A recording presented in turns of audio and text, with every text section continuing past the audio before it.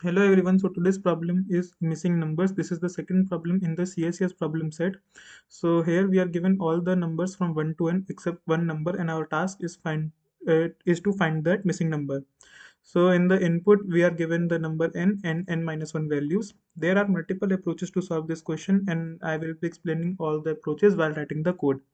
So the first approach is a set or a map approach. In this, we will just take input and store all the numbers in a set or a map, and then run a loop from 1 to n and find whichever number is missing. So I will just now code it. I have already taken the input n, and now I will create a set, and I will just take the input of n minus 1 numbers.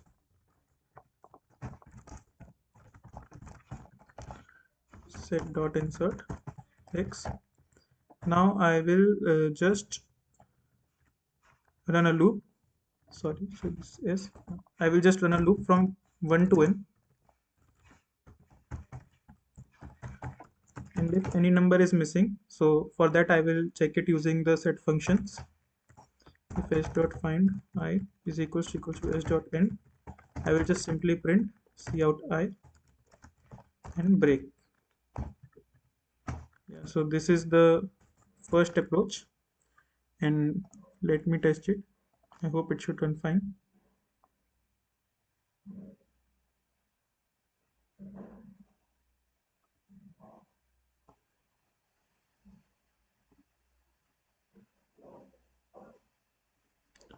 Okay, so let me change the test case. So yeah, now output should be 3, as 3 is the only number missing. And guys, make it a habit, like whenever you write a code, so just make sure to check the edge cases. For example, here, if what if 1 is missing, or something like 5 is missing. These are the two numbers, since 1 and 5 both are inclusive in the code. See, I'm getting correct output as 1, and for this,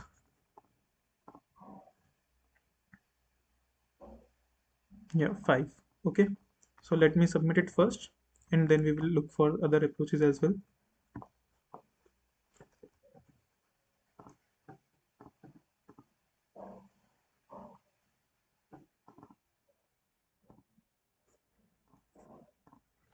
I hope it should get accepted. Yeah, so this got accepted, but the current problem with the code is that it is taking a O of n space for storing into the set, and then O of n loop for finding the number. So I will just write the time complexity is big O of n, and space complexity also is big O of n. Now this is for the set approach. Set or map approach. Now the second approach is we can use the mathematics and solve using sum formula. Since we know that sum of first n natural numbers is n into n plus 1 by 2, so this is the sum of first n natural numbers, and we only one number is missing, so we can directly get the answer by subtracting the uh, missing number. We can get by subtracting uh, the current sum from the total sum. So total sum minus current numbers sum. So this is also one of the approaches, and let me code for it first. So I'll take long sum as n into n plus 1 by 2. Make sure to use brackets, and I can just now take the current sum also, and for int I is equals to 0, I have n minus 1 values given here.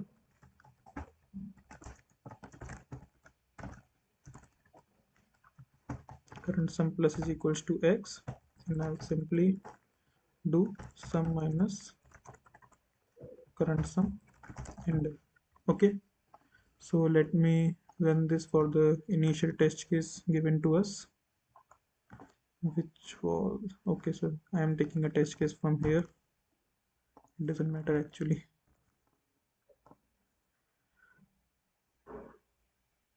Yeah, so I'm getting 9 as the output, and here also correct output was 9. Let us submit this also.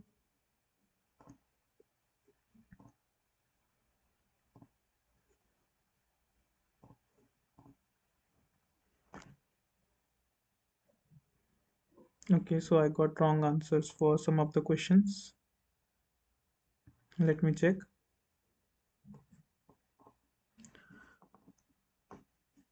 Okay, so this might be because of that n is, see, I am not skipping this part in the videos, so this might help you to debug. So since n is an integer, and when I am doing n into n here, so it is going out of bounds. So if I put here long, so then that code will work fine. Let me show you again. Yeah, so let me check if everything is in long. Yeah, okay, now this should work.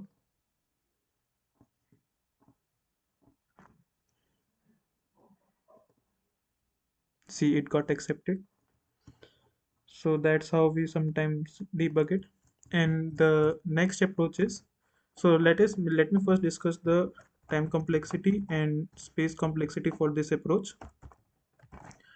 So time complexity is O of 1, and since while we are taking the input and calculating the sum, so we can consider it O of n. And space complexity is O of 1, since we are not using any space and just a two variables to show the sum. Okay, so the third approach is the XOR approach. So it is based on the property that A XOR A is equal to 0. So let me show it how it works. So for example, we are given the numbers 1, 2, 3, 4, and let us say x is missing, and we are taking example for 5. Now the first, we know the value of n, which is 5. So we can write 1, 2, 3, 4, 5 and 6. So okay, my bad. The value of n here is 6, and the value 6 is missing. Okay, we need to find x, and the value x is 6. Let me just rewrite it again for the clarity. Yeah.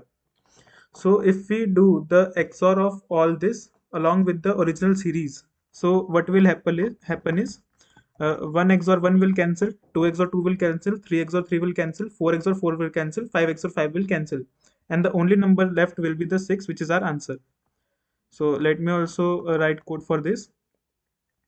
First we need to calculate the long XOR, as I will initialize it with 0.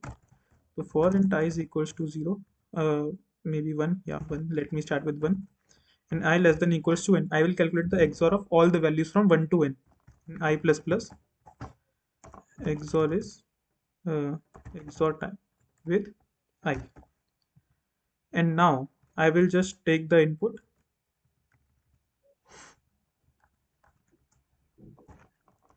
So for int I is equals to 0, I less than n minus 1, I plus plus, XOR is equals to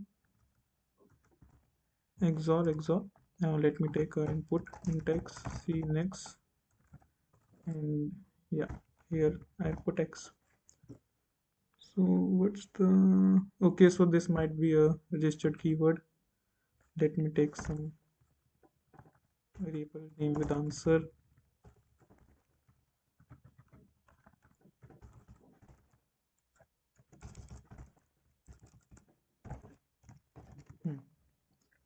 So now let me print it, see out answer, and take a test case from here. Is there any small test case? Yeah.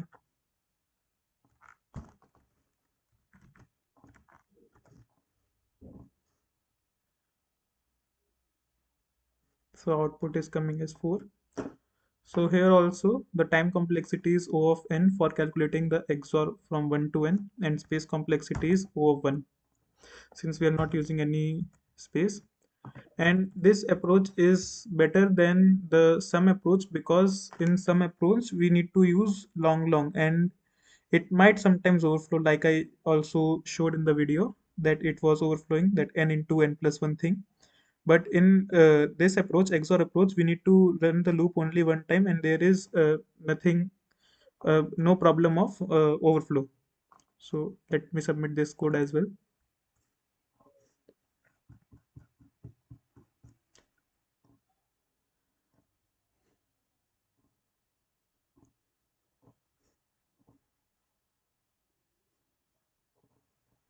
Yeah, so that's it for today.